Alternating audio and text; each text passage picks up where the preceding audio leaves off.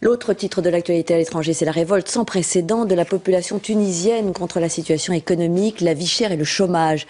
Les manifestations ont dégénéré ce week-end en émeutes sanglantes, faisant 14 morts selon le gouvernement et au moins 20 selon l'opposition. On retrouve sur place nos envoyés spéciaux Olivier Santiki et Bernard Guerny.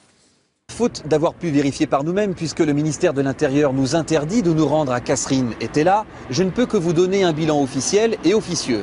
Officiellement donc, le gouvernement annonce qu'il y a eu depuis hier soir 5 morts dans ces 2 localités de l'ouest de la Tunisie lors d'affrontements avec la police qui auraient tiré en état de légitime défense. D'un autre côté, des militants des droits de l'homme et des blogueurs avancent le chiffre d'une vingtaine de victimes, dont 3 enfants et un homme de 76 ans. Avec au moins à Tella, selon une avocate jointe au téléphone tout à l'heure, la présence de l'armée qui participerait aux opérations de maintien de l'ordre dans la ville. Je ne vous parle pas des blessures ou des arrestations dont le chiffre est encore moins vérifiable.